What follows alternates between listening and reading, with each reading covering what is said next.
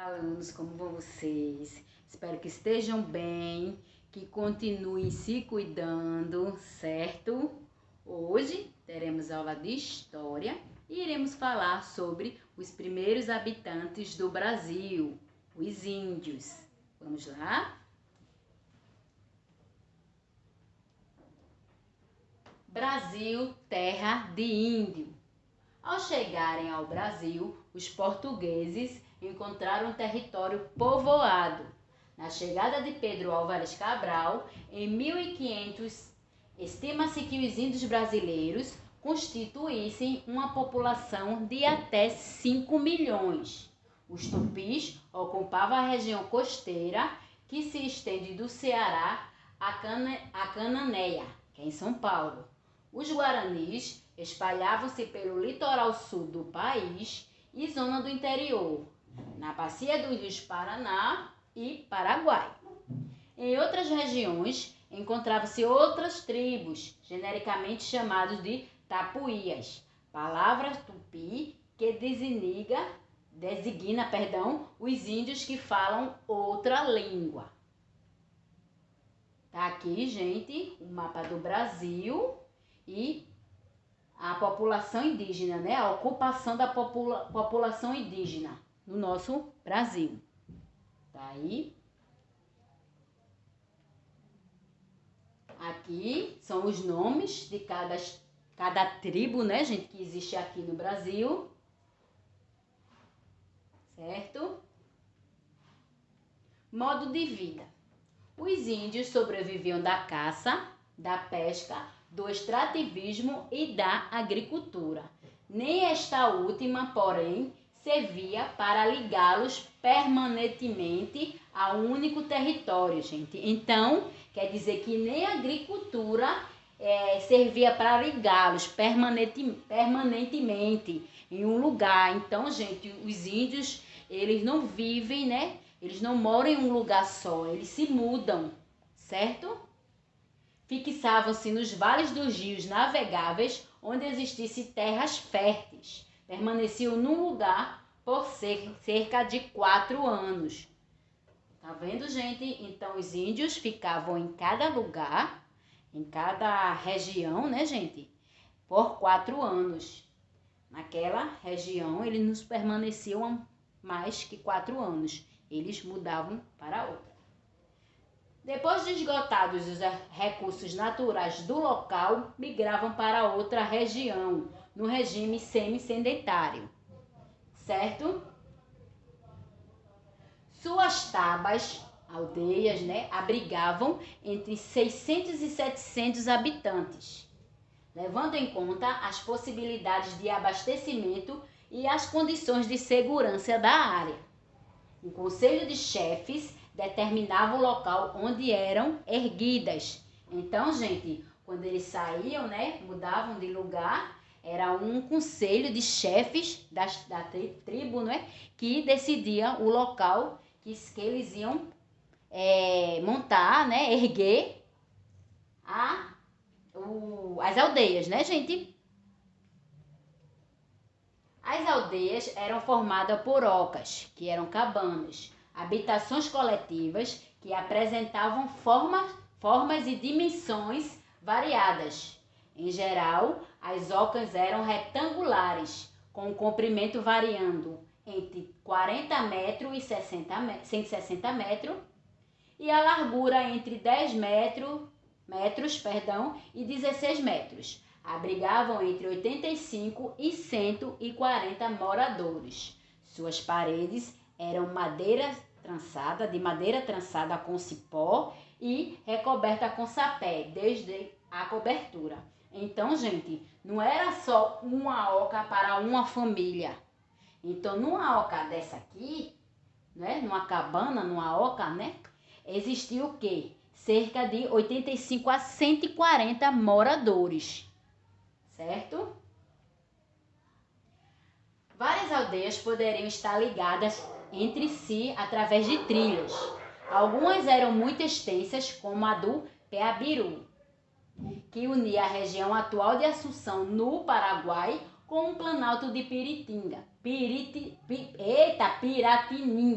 onde se situa a cidade de São Paulo. Descobrimentos arqueológicos confirmam contatos entre os tupi-guaranis e os incas do Peru.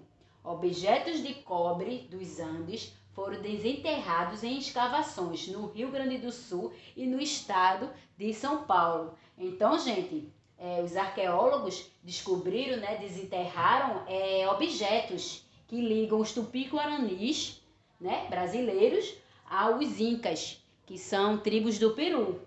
Certo, gente? A alimentação dos índios do Brasil se compunha basicamente de farinha de mandioca, milho, peixe, marisco e carnes. Com as fibras nativas dos campos e florestas, fabricavam-se cordas, cestos, peneiras, esteiras, redes, abanos de fogo, moldavam-se em barro diversos tipos de potes, vasos, urnas funerárias, pois enterravam seus mortos. Então, gente, os índios, eles fabricavam vários objetos, né, gente? Um deles era feito de barro, que está aqui o exemplo, de uma urna funerária. É onde eles enterravam seus mortos, Aqui está o exemplo de resto, que são os ossos de uma pessoa morta há muito tempo. Então, era dessa maneira que os índios enterravam os mortos da aldeia. Tá aqui, gente, os índios descascando a mandioca, que era uma das principais fontes de alimentação. Aqui, ó, índios pequenos, crianças já trabalhavam. Ó, gente, a mãe tendo que levar seu filho pro trabalho. Então, tá aí o principal alimento, fonte de alimento dos índios, que era a mandioca. Eles faziam a farinha. Religiosidade. Os tupi-guaranis acreditavam em duas entidades supremas, Monã e Maíra, identificados como a origem do universo. Ao lado das divindades criadoras, figurava também uma entidade, Tupã, associada à destruição do mundo, que os índios consideravam inevitável no futuro, além de ter ocorrido em passado remoto. Acreditavam também na vida após a morte. Quando o espírito do morto iniciava uma viagem para Guajupiá, um paraíso, era uma terra sem males, onde encontraria os seus ancestrais e viveria eternamente. Então, gente, os índios acreditavam na vida após a morte. Eles acreditavam quando o espírito de um morto, ele iniciava uma viagem até a terra sem males, que era um paraíso, que eles acreditavam, encontrariam seus ancestrais e viveriam eternamente, certo? Pagelança, do tupi pajé. O que é o pajé, gente? É o curador, sacerdote, xamã, é um termo genérico aplicado a diversas manifestações do xamanismo dos povos indígenas brasileiros. Refere-se aos rituais no quais um especialista, gente, que é o pajé, entra em contato com as entidades não humanas, é espírito, entra em contato com espíritos de mortos ou animais, com o fim de resolver problemas que acometeram pessoas ou coletividades. Então, gente, a pagelança era esse ritual, que era feito eram rituais, que entravam em contato com espíritos mortos, para resolver problemas que acometeram as pessoas. A prática da antropofagia estava especialmente ligada à viagem sobrenatural, sendo uma espécie de ritual preparatório para ela. O ritual do antropofágico servia também para reverenciar os espíritos dos antepassados e vingar os membros das aldeias mortos em combate. Tá aqui, gente, o ritual, As imagens do ritual. O ritual tá aqui, ó, a execução do prisioneiro que ele estava preso, né? Então está sendo executado para vingar a morte de algum membro da aldeia. Para preservar a unidade e a integridade de seu modo de vida, os índios optaram pela migração para as áreas interioranas, cujo acesso difícil tornava o contato com o branco improvável ou impossibilitava a estes exercer seu domínio. Essa alternativa, porém, teve um preço alto para as tribos indígenas, forçando-as a adaptar-se em regiões mais pobres ou inóspitas.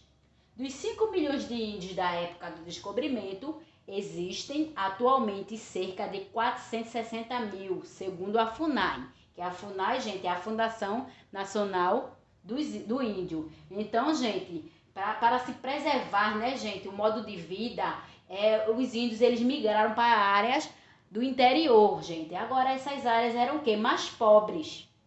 Então, eles tiveram que se adaptar àquela falta de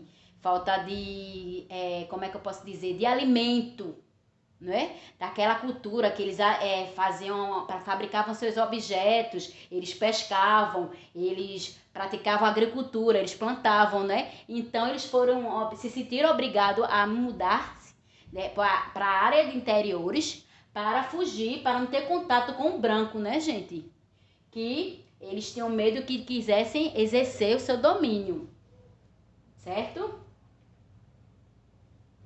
Vamos para a próxima. Tá aqui, gente, o exemplo de uma aldeia.